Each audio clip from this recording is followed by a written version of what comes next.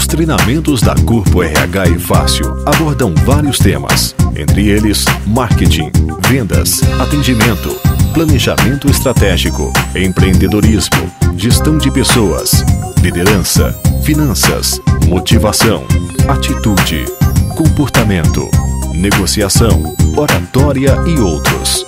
Nosso objetivo é criar e multiplicar conhecimento para um rápido resultado empresarial e profissional.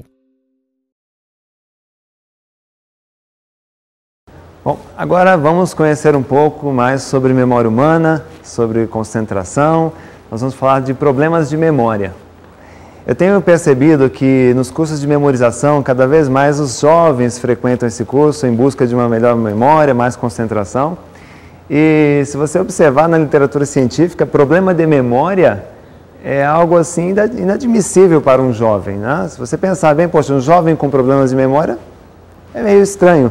Se você pensar em problemas de memória, nós teremos o mal de Alzheimer como um grande problema de memória, porque é uma doença neurodegenerativa que ainda não tem cura, os cientistas estão em busca da cura para essa doença.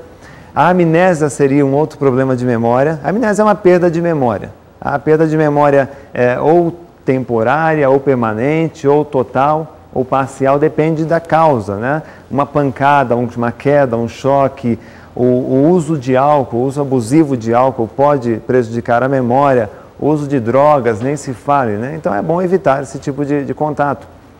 O choque emocional também pode causar amnésia, assim como situações nas quais você não teria lógica, né? Mas acontece, por exemplo, um choque térmico, né? Uma pessoa sai de um vapor muito quente, de uma sauna, e imediatamente já entra numa ducha gelada.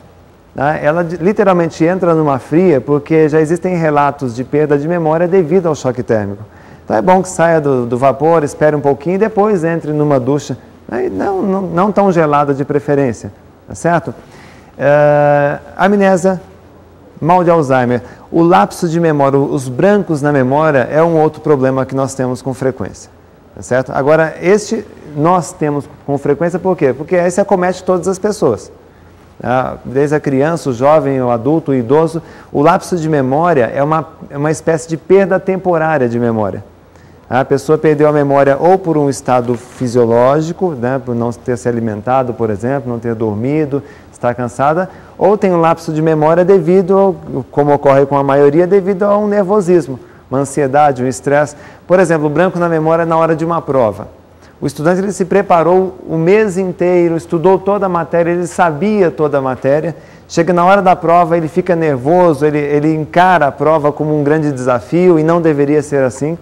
Naquele nervosismo, naquela ansiedade, naquele estresse, ele acaba tendo seus bloqueios. Ele não consegue lembrar do conteúdo que estudou e sabia na casa dele. Corpo RH, homem forte, empresa forte.